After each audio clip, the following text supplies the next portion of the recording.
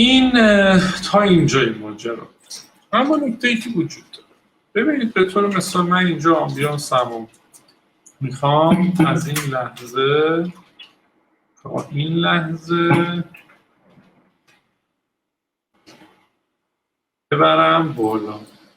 خب گفتم با خط لول ما میتونیم این کار رو بکنیم. من الان میام اودیو لول رو سلکت میکنم و میکشمش تا بالای بالا که 6 دیبی در واقع دریافت کنه و افزایش پیدا کنه. خب پلی میدم. Colonial towns and on the shores of Lake Atitlan.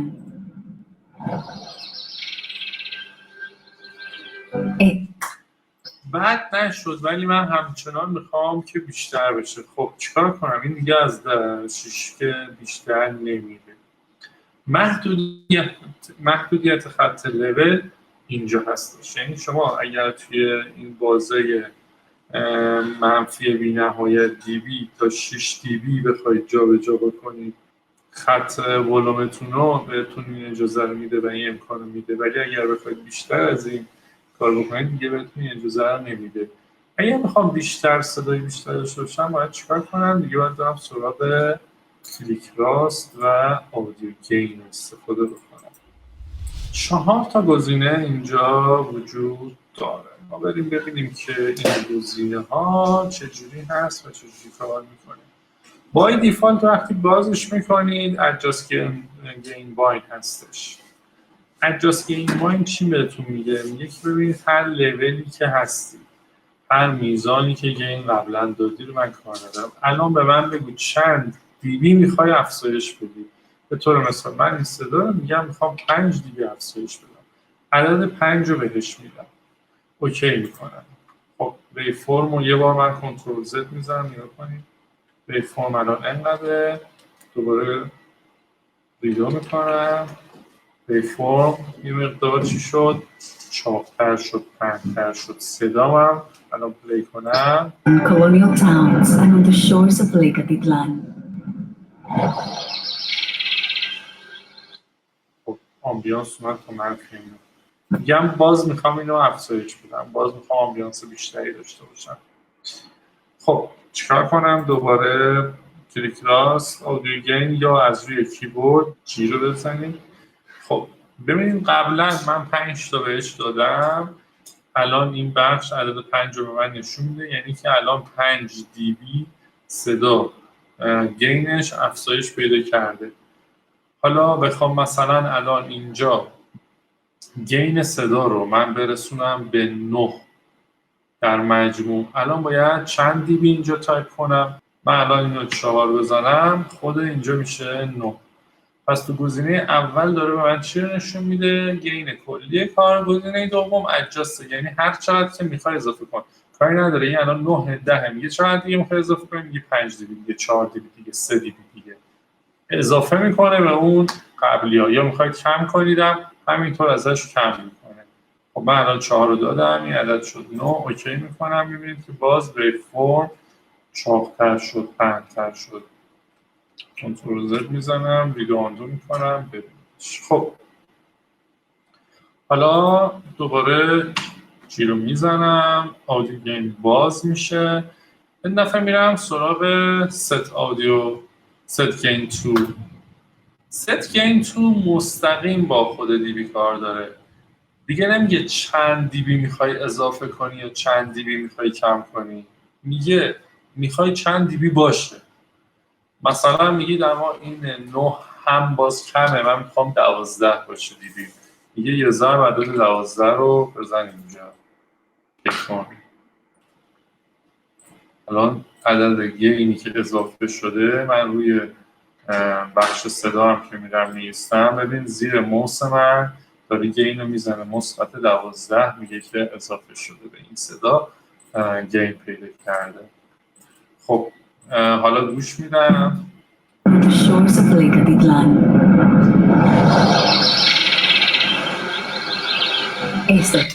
میگم دیگه کوچولو زیاد شد. مثلا احساس میکنم آقا کلا 7 برای این عدد مناسبیه. کلیک راست اودیو گین و اینجا یه ضرب عدد 7 رو میزنم.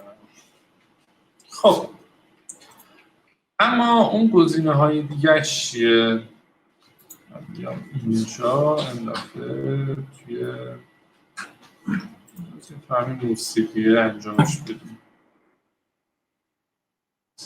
من بیارم یک کناری. خب برای اینکه همه این نقاط هم سریع بتونم از بین ببرم راهش چیه؟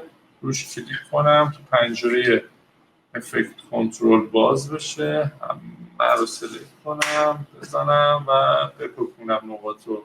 اینجا هم چیکار کنم؟ یه دونه ریست پارامتر بزنم که خط لول برگرده روی حالت صفر. ببینید اینجا بریک فرما توی لحظاتی میبینید تو بالاترین حالت خودشون قرار گرفتن.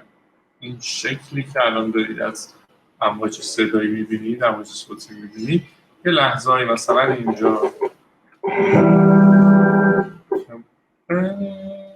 سرضرب رو بیت هستش، یا مثلا اینجاها میبینید که دیگه کاملا همشون تقریبا تا نقطه آخر ممکن اومدن بالا تا جایی که دیستورت نشده. یه ذره دیگه از این برم بالاتر یه دیستورت هم. ولی تا جایی که میشده آوردتشون بالا موسیقی. خب من دوباره برمیگردم سراغ گزینه آدیو گین. حالا میگه نورمالایز مکس پیک تو. خب داره در مورد این ماکسیموم جاهایی از صوت من صحبت میکنه که دیبی من کجا توی اون لحظات تو بالاترین حالت قرار داره فرکانس ها. خب میگه که میتونی کنترل کنی. چجوری کنترل کنی؟ مثلا من بگم که الان بذارم منفی 3 ماکسیموما رو منفی 3 دیبی میاره پایین، بقیه هم نسبت به اونا کم میکنه. یعنی الان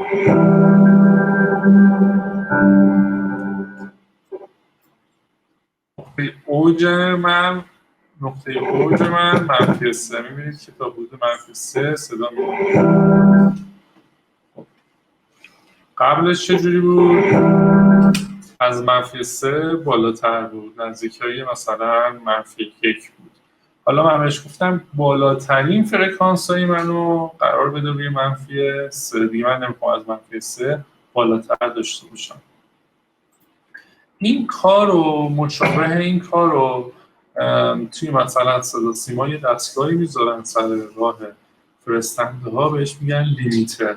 برای اینکه آنتن احیانا اگر جایی موسیقی لول نیست و یهو مثلا قراره که فشاری به آنتن بیاره و این حالت دیستورت اتفاق بیفته، از اونجایی که این فشار صوتی باعث سوخته شدن آنتن میشود، چیکار کردم؟ اون لیمیتر رو میذارم اون خودش اینو محدود نگه می‌داره. یعنی میگه بالاترین فرکانس مثلا از 3 دیبی بیشتر، از منفی 3 بیشتر نشه و نسبت به اون خودش بقیه فرکانس‌های صوتی رو کمپرس میکنه.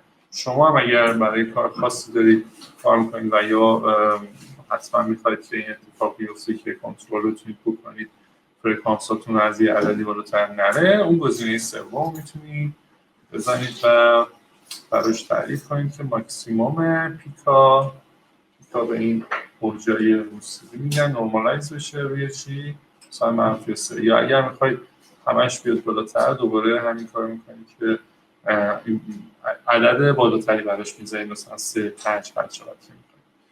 خب نورمالایز آخرش هم آر پیک تو که من اینو اگه بزنم مثلا براش بدم روی منفی 5. ببینید الان مقداری که از اینجا کم کرد از بخشای نازکترش که قبلا بود انقدری کم نکرد. ببینید اینجا خیلی نزدیکتر شده به این بخش‌ها، یعنی انگار که یه دست‌تر شده. خب اون چی کار میکنه گزینه؟ اون گزینه این میگه که همه لحظات فرکانس رو نسبت و نزدیک به منفی 5 کنترل کن. یعنی اگه یه جایی خیلی بالاست اون رو بیار پایین، یه جایی که خودش پایینه اگه خیلی پایین بود که یه ذره بهش اضافه کن، اگه نه که یه کوچولو همونجا دیگرش دار. که اختلاف بین پایین ترین فرکانستون با بالاترین فرکانستون انقدر زیاد و شدید نشه. داره چیکار میکنه؟ بالاترین فرکانس ها با پایین ترین ها رو تا جایی ممکن به هم دیگه نزدیک میکنه. به خاطر همینه که این بخشایی که خیلی الان فرکانس بالایی دارن و موسیقی اوج گرفته بیشتر کوچیک شدن، لاغر شدن، و این بخشایی که خودشون فرکانسشون ضعیفتر بود کمتر جمع شدن.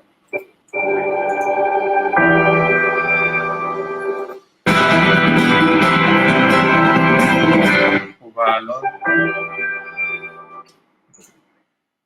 در نهایت شما وقتی که کارتون رو کردید توی کاری صدا بخش ادیتتون انجام شد و دارید کار صدا انجام میدید، این گزینه‌ها به شما کمک می‌کنه که بتونید صداتون رو بهتر کنترل بکنید. یا اگر مثلا موسیقی دارید که نوسانات زیادی داره، یا نریشنی دارید یا صوتی دارید که نوسانات زیادی داره، میتونید از این گزینه‌ها استفاده بکنید برای کنترل بهتر صداتون. خب پس این هم از بخش گین و امکاناتی که به شما میدهد.